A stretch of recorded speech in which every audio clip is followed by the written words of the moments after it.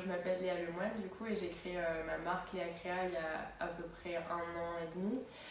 J'ai créé ça l'été dernier. En fait, en allant sur le marché, j'ai acheté des vieux vêtements et je les ai récupérés et je me suis dit que en fait, je pouvais en faire quelque chose de beaucoup mieux en les déconstruisant et en les reconstruisant d'une autre façon. Et du coup, c'est que quelques mois plus tard que j'ai appris que ça s'appelait de l'upcycling. C'est ce que je fais principalement. Donc je récupère des vêtements et je les transforme. Je travaille toute seule dans ma chambre avec ma machine à coudre du coup. Des fois j'ai un peu de l'aide de ma grand-mère qui me donne des petites techniques, tout ça parce qu'elle sait faire, voilà. Avec des matières que je récupère soit en friperie, soit tout ce qu'il y a à magasin solidaire.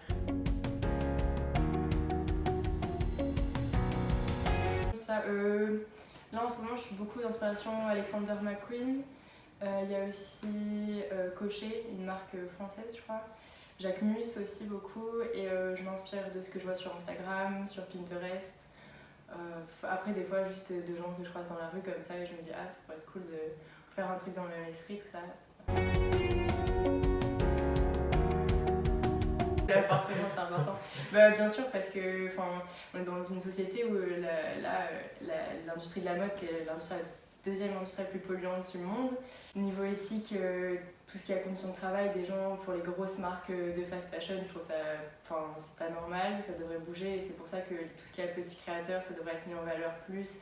Le vintage aussi, ça devrait être beaucoup plus mis en valeur pour que les gens consomment mieux en fait la mode parce que c'est quelque chose qu'on a tous les jours sur nous, les vêtements, et qu'on devrait justement avoir une conscience plus écologique et responsable aussi par rapport aux gens qui sont derrière tout ça.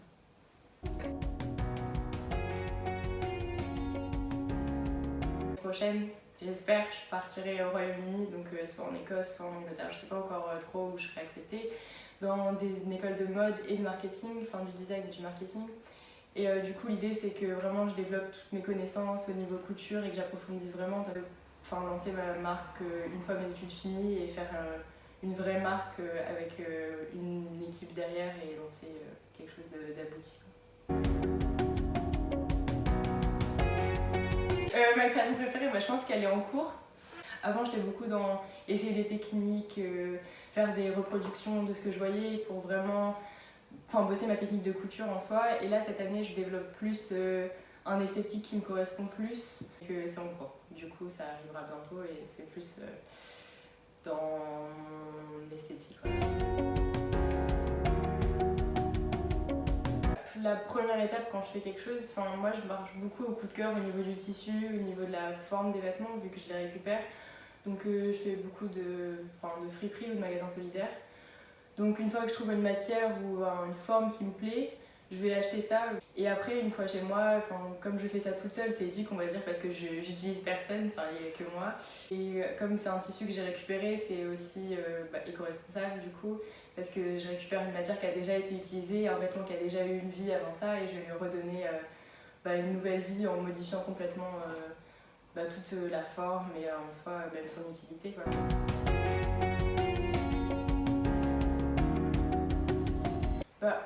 J'ai envie de dire que le plus facile pour changer, c'est de commencer par faire du vintage. Donc, que ce soit dans des magasins solidaires style Emmaüs, Oxfam, ou aller dans des kilo shops où vous avez des pièces uniques, ça c'est cool parce que avoir la même veste H&M que tout le monde, voilà.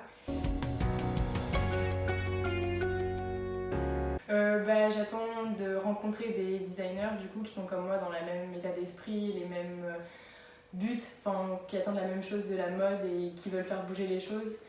Aussi avoir plus de visibilité sur la région lilloise parce que je suis une petite créatrice et du coup c'est cool de pouvoir partager ce que je fais avec un public plus large et d'avoir des événements durant lesquels je pourrais exposer ce que je fais.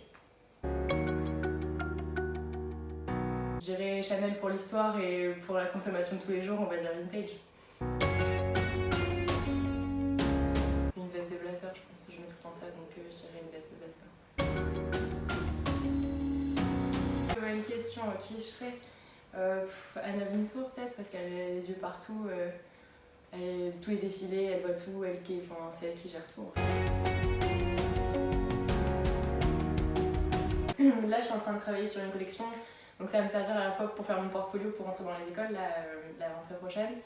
Et du coup, c'est sur une idée de mélange de styles, le style féminin, le style masculin, du coup utilisé en vestiaire très masculin, donc c'est-à-dire veste de costume, des trucs très marqués au niveau des imprimés, des couleurs, et mélanger ça avec un esthétique plus féminin, donc des volants, du blanc, de la dentelle. Et justement utiliser ces clichés là de hommes-femmes mélangés et faire une collection un peu androgyne. Bah déjà, pour ceux qui veulent se lancer dans la couture, je pense que c'est bien de regarder ce que je fais parce que je fais des trucs assez faciles et ça peut être inspirant quand on veut commencer, et même si on veut mieux consommer, on peut faire nous-mêmes. Instagram, Léa Créa avec le petit tiré du bas, et voilà.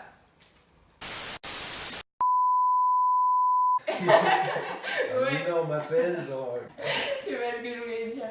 Enfin, je voulais dire si vous voulez mieux consommer, consommez Léa Créa.